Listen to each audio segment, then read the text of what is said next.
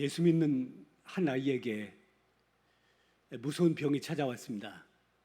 초등학교 6학년 때부터 병의 증세가 나타나기 시작했습니다. 대학을 졸업할 때는 점점점 심해져서 거의 몸을 거동할 수조차 없었습니다. 제대로 앉아 있기도 힘듭니다. 누워 있어야 했습니다. 그의 그 병명은 근육 무기력증입니다. 친구들은 다 직장에 가는데 이 청년은 집에서 누워만 있습니다.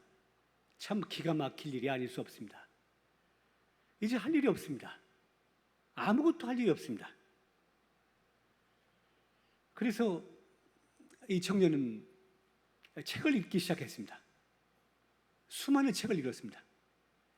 그러다가 어느 때부터 그의 병세가 호전되기 시작합니다. 하나님께서 치료의 역사를 시작하셨습니다. 그리고 이제 얼마 후에 마침내 그의 병이 감쪽같이 나았습니다. 그 후에 그는 이화여대 앞에 조그만 옷가게를 하나 내었습니다. 장사가 잘 됐습니다. 점점 잘 됩니다. 중소기업을 차렸습니다. 그리고 마침내는 재계 서열 40위 안에 드는 회사로 발돋움하게 되었습니다. 여러분, 이 회사와 그리고 이 장본인이 누군지 아십니까? 이랜드의 박성수 회장에 대한 이야기입니다. 사람들이 종종 그에게 묻는다고 합니다. 성공의 비결이 무엇입니까? 그때마다 이분은 이렇게 대답합니다.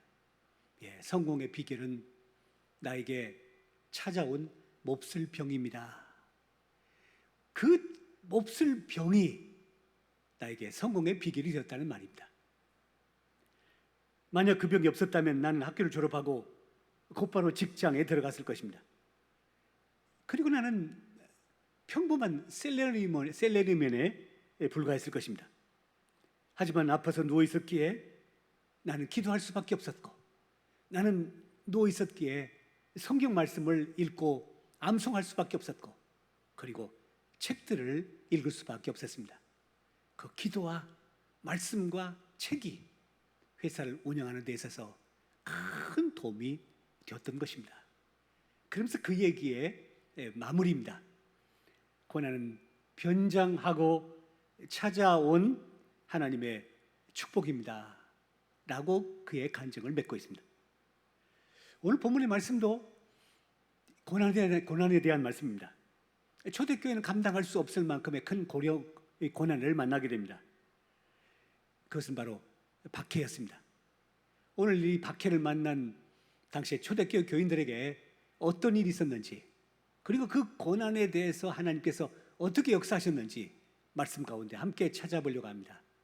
이 시간 영상을 통해서 예배드리는 우리 모든 교우들 가운데 성령님이 그 마음에 말씀해 주실 줄로 믿습니다. 실제로 믿는 사람들은 박해 때문에 흩어졌다 하는 것입니다. 자, 스데반 집사가 순교했습니다. 그러자 예루살렘에 큰 박해가 일어나게 되었습니다.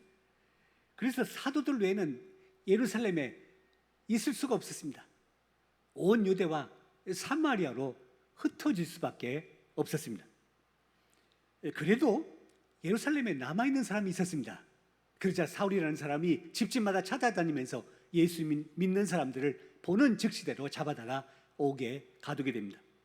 결국 믿는 사람들은 다 흩어지게 되었습니다. 자, 여기서 우리가 볼 수 있는 두 개의 단어가 있습니다. 그 첫 번째는 잔멸했다입니다. 3절 말씀에 있는데요, 사울이 교회를 잔멸할 새 각 집에 들어가 남녀를 끌어다가 옥에 넘기니라. 사울이 교회를 잔멸하기 위해서 각 집에 들어가서 남녀를 끌어다가 옥에 넘겼다. 여기 이제 잔멸할 새, 잔멸했다라는 말이 나오죠. 이 단어는요, 이 공동번역 성경에서는 쓸어버리다라고 했고, 영어 성경 가운데 NIV 성경에서는 destroy, 말살하다라고 번역하고 있습니다. 다시 말하면 씨를 말렸다 하는 것입니다. 여러분, 교회가 고난을 받으면 과연 없어질까요? 그리스도인들이 고난을 받으면 신앙을 포기할까요? 그렇지 않습니다. 더 교회는 비록 속으로 들어가지만 더 그 불 붙듯이 신앙의 열정이 타오르게 됩니다. 그런데 여기서 우리가 기억해야 할 것이 한 가지가 있습니다. 그것은 사울은 도대체 누구를 위해서 이렇게 무자비한 핍박을 가했을까요? 자기를 위해서입니까? 아닙니다. 하나님을 위해서였다고 합니다. 그렇게 무자비하게 예수 믿는 사람을 죽이는 것이 바로 하나님께 영광을 돌리는 것이라고 이 사울이라는 사람은 생각을 했습니다. 사울은 하나님이 어떤 분이신지를 잘 알지 못한 것입니다. 그 결과 잘못된 행동을 할 수밖에 없었던 것입니다. 하나님이 누구이시고 어떤 분이신지를 잘 모르면, 왜곡하면 얼마든지 믿는 사람이 믿지 않는 사람이 아닌 믿는 사람을 이렇게 박해하고 그리고 어려움을 가할 수 있다는 사실입니다. 우리도 그런 오류에 빠질 수가 있습니다. 우리가 하나님을 믿어도 내 경험이 앞서고 내 생각이 앞서고 내 주장이 앞서고 그리고 내 철학이 앞서고 이러면요, 우리도 얼마든지 사울 같은 사람이 될 수 있다는 것 잊지 말아야 합니다. 신앙이라는 이름으로요, 다른 이름이 아니라 신앙이라는 이름으로 얼마든지 남을 정죄할 수 있는 법입니다. 그러므로 바른 신앙 가져야 합니다. 하나님이 어떤 분이신지를 정확하게 알고 바로 믿고 살아야 합니다. 둘째로 흩어졌다 하는 단어입니다. 1절 하반절에도 나오고 4절 말씀에도 나옵니다. 1절 하반절 말씀을 우리 같이 화면을 보시고 읽으시겠습니다. 시작. 그날에 예루살렘에 있는 교회에 큰 박해가 있어 사도에는 다 유대와 사마리아 모든 땅으로 흩어지니라. 이 흩어지니라 라는 말, 헬라어로 이 단어가 어떤 것인지 여러분 아실 것입니다. 명사용어로 보면 디아스포라입니다. 들어보셨죠? 디아스포라, 흩어짐이라는 말입니다. 그런데 이 단어는 능동형이 아니라 문법적으로 수동형입니다. 다시 말하면 자의적으로 흩어진 것이 아니라 타에 의해서 어쩔 수 없이 흩어졌다라고 하는 말입니다. 박해로 말미암아 어쩔 수 없이 흩어진 것입니다. 자, 정든 집, 정든 고향을 떠나게 되었습니다. 박해자들이 언제 들이닥칠지 모릅니다. 그래서 살림살이 몇 개를 가지고 저 금방 그 집을 떠날 수밖에 없었습니다. 언제 다시 돌아올지 기약이 없습니다. 그들은 사마리아 땅으로 갑니다. 그런데 사마리아 땅으로 갔다고 해서 안전한 것이 아닙니다. 왜냐하면 사마리아 땅에도 그리고 저 이방 땅에도 박해자들이 언제 들이닥칠지 모르기 때문입니다. 보십시오. 사울은요, 남의 나라 다메섹까지 쫓아와가지고 믿는 사람을 죽이려고 하지 않았습니까? 여기서 우리가 기억해야 할 것이 한 가지가 있습니다. 왜 이들은 흩어질 수밖에 없었을까요? 박해 때문입니까? 피상적으로 본다고 한다면 그렇습니다. 하지만 근본적으로 보면 그 흩어짐의 이유는 바로 주님의 뜻이었기 때문입니다. 흩어지는 것이 바로 주님의 뜻이었기 때문입니다. 주님은 승천하시면서 다음과 같이 말씀하셨습니다. 사도행전 1장 8절에 있습니다. 화면에 있는데요, 우리 한번 같이 읽겠습니다. 시작. 오직 성령이 너희에게 임하시면 너희가 권능을 받고 예루살렘과 온 유대와 사마리아와 땅 끝까지 이르러 내 증인이 되리라 하시니라. 성령이 임하시면 예루살렘에만 머물지 말고 온 유대와 사마리아와 땅 끝까지 가서 복음을 전하라 라는 것이 바로 주님의 뜻이었습니다. 오순절날 성령께서 오셨습니다. 약속하신 대로 성령께서 오셨습니다. 이들이 다 성령의 충만함을 받았습니다. 그렇다면 이제 어떻게 해야 합니까? 자, 예루살렘에서 머물러 있지 말고 떠나야 합니다. 예루살렘에서 떠나서 유대와 사마리아와 땅 끝까지 이르러서 복음의 증인이 되어야 합니다. 하지만 이들이 여전히 예루살렘에 머물러 있었습니다. 그래서 결국 박해는 이들을 흩어지게 만들었던 것입니다. 흩어진 사람들이 흩어진 자리에서 복음을 전하게 되었습니다. 결국 주님의 뜻이 이루어진 것입니다. 박해라는 어두운 사건을 통해서라도 주님의 뜻이 이루어지게 된 것입니다. 우리들에게도 다가온 고난이 많습니다. 내 의사와 상관없이 찾아온 것들입니다. 그러나 거기에도 주님의 선하신 뜻이 있다는 것 잊지 마십시오. 지금 당장은 모를지라도 조금 지나고 보면 거기에 하나님의 이런 놀라운 뜻이 담겨져 있었다. 그리고 주님의 뜻이 이루어진 것이다 라고 고백할 수 있는 그날이 오게 될 줄로 믿습니다. 둘째 메시지의 말씀입니다. 흩어진 사람들은 그곳에서 복음을 전했습니다. 자, 여러분, 흩어진 사람들, 남의 나라, 남의 땅에 간 사람들이 먼저 해야 할 일이 무엇입니까? 그것은 의식주의 문제부터 해결해야 합니다. 먹고 사는 문제부터 해결해야 합니다. 이들이 어떻게 했을까요? 4절과 5절 말씀을 보십시오. 그 흩어진 사람들이 두루다니며 복음의 말씀을 전할 때 빌립이 사마리아 성에 내려가 그리스도를 백성에게 전파하니, 흩어진 사람들이 두루다니며 말씀을 전했고 빌립 집사는 사마리아 어느 성에 가서 복음을 전했다라고 기록하고 있습니다. 여기서 우리에게 주시는 교훈들이 있습니다. 첫째는 우선순위가 있다는 말입니다. 먼저 할 것이 있고 나중 할 것이 있습니다. 인간적으로 본다고 한다면 먹고 사는 문제가 이것이 먼저 할 일입니다. 하지만 신앙적으로 보면 주님의 뜻을 이루는 것이 먼저입니다. 유명한 기독교 변증학자 가운데 C.S. 루이스가 있습니다. 이 C.S. 루이스가 이런 참 귀한 말을 했습니다. 제일 중요한 것을 먼저 하라. 그러면 두 번째 것은 저절로 따라온다. 두 번째로 중요한 것을 먼저 하라. 그러면 첫 번째 것과 두 번째 것 다 잃는다 라는 것입니다. 그 신뢰를 한 가지 예를 제가 들어보겠습니다. 미국 기자 한 사람이 멕시코 대통령에게 그 남미와 북미에 대해서 다음과 같은 질문을 합니다. 자, 각하, 북미는 경제적으로 윤택하고 문화적으로 풍요로운 나라들이지만 남미는 왜 어렵고 불안전한 나라가 되었습니까? 그때 대통령의 대답입니다. 청교도들은 신앙의 자유를 찾기 위해서 북미에 갔습니다. 그러나 저 스페인과 포르투갈에 있는 사람들은 황금을 찾기 위해서 남미로 갔습니다. 그 결과입니다. 신앙의 자유를 찾으러 갔던 북미의 사람들은 신앙도 찾았고 황금도 찾았습니다. 하지만 불행하게도 안타깝게도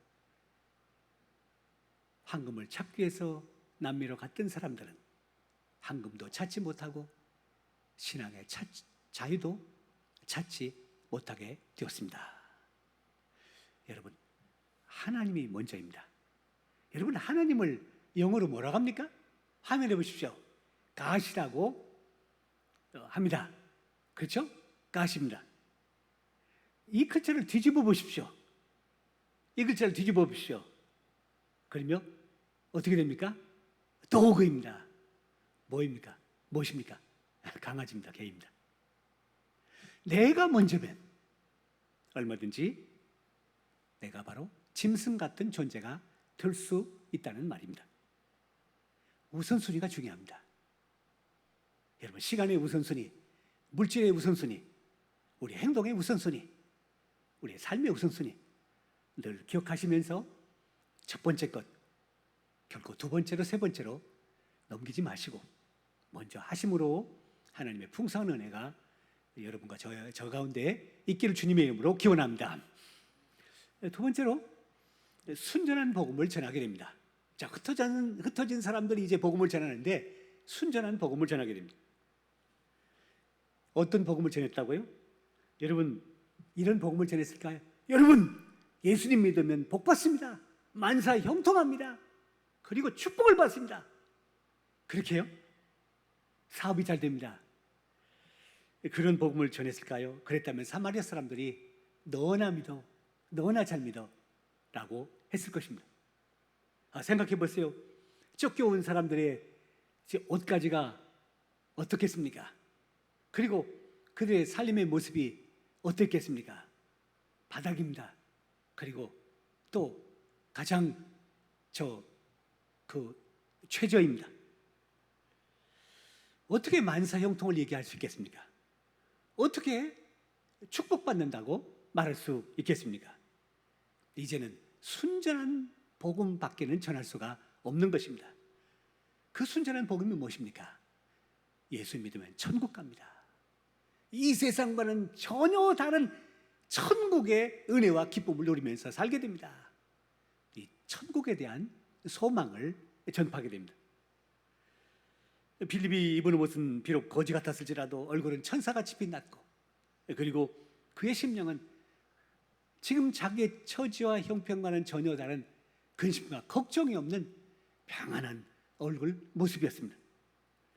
빌립이 이런 순전한 복음을 전하게 되자, 그러자 놀라운 이적과 기사와 표적이 나타나게 되었습니다.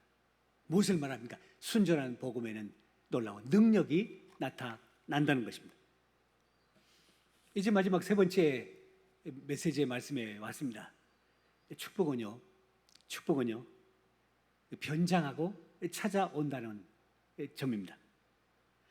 빌립 집사가 지금 박해를 피해서 사마리아에 갔습니다. 그리고 복음을 전합니다. 여러분, 그 결과가 어떻게 됐을까요? 8절 말씀에서 우리에게 알려줍니다. 8절 말씀, 그 성에 큰 기쁨이 있더라. 그 사마리아 성에 큰 기쁨이 있었는데, 여기 기쁨도 어떤 종류의 기쁨? 어떤 정도의 기쁨이요? 큰 기쁨 그랬습니다. 여러분, 이 큰이라는 말, 헬라어 성경에서 찾아보면 큰이라는 말은요, 헬라어로요 메가스라고 합니다. 이 메가스라는 말에서 영어에 메가톤이 나왔습니다. 여러분, 메가톤이 무엇입니까? 메가톤이 뭐예요? 메가톤은요 핵폭탄 폭발력 단위입니다. 그래서 1메가톤은 TNT 100만 톤의 폭발력을 나타내는 단위입니다. 1메가톤이 TNT 100만 톤을 터뜨린 그 결과입니다. 엄청난 것입니다. 놀라운 것입니다. 빌립 집사가요, 사마리아 성에 비록 박해 때문에 흩어질 수밖에 없어서 그곳에 같이만 복음을 전하는 것과 그 성에 TNT 100만 톤 같은 놀라운 기쁨이 그 성에 가득하게 됩니다. 빌립은 박해 때문에 고향을 떠나서 이곳 사마리아에 왔습니다.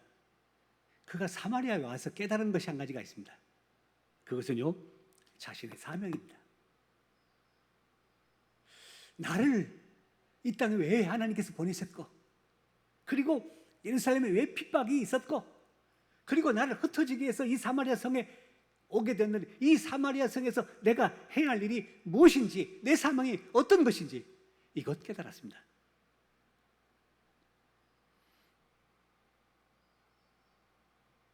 그것이 무엇입니까? 바로 복음 전파였습니다. 그래서 그는 그 사명 감당하게 됐고, 마침내 그 결과가 큰 기쁨이 그 성에 넘치게 되었습니다. 자신은 아무것도 가지지 못하고 쫓겨나듯이 온 걸음이지만, 그를 통해서 복음이 증거되고 마침내 그 성에 100만 톤의 이 놀라운 그 기쁨이 그 성에 가득하게 되었습니다. 여러분, 이 말씀에서 우리에게 주시는 교훈이 있습니다.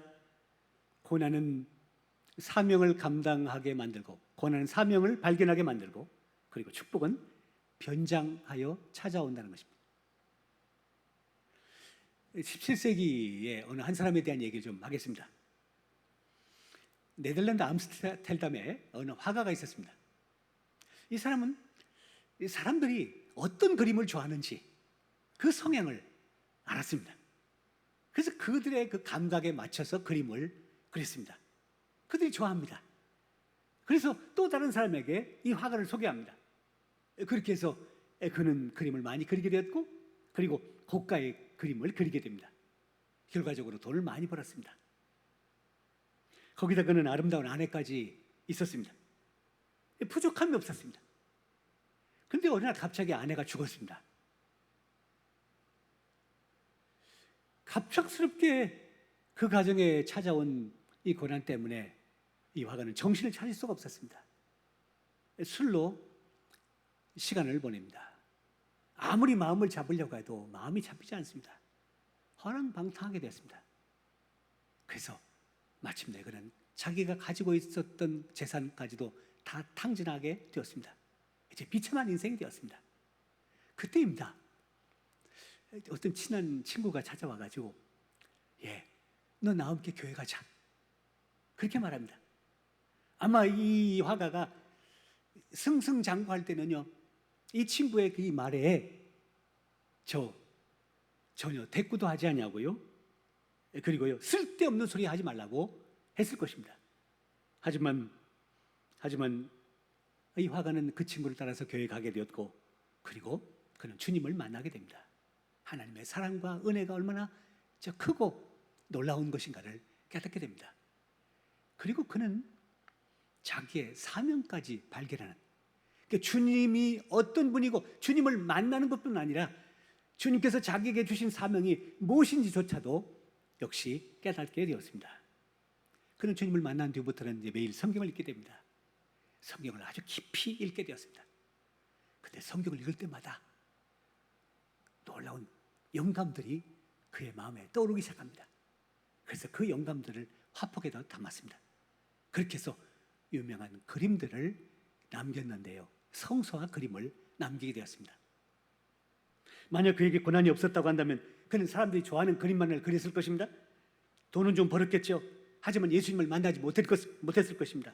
그리고 그는 그냥 평범한 화가가 되었을 것입니다. 여러분, 이 사람이 누군지 아십니까? 17세기에 유명한 네덜란드의 화가 렘브란트입니다. 제가 참 좋아하는 화가입니다. 렘브란트의 그림은 오늘도 우리에게 큰 기쁨과 그리고 감동을 주는 그림들입니다. 사랑하는 성도 여러분, 여러분은 요즘 어떤 고난을 겪고 계십니까? 우리는 자의보다는 타의에 의해서 고난을 많이 겪습니다. 유명한 설교가인 찰스 스펄전 목사님이 이와 같이 말했습니다.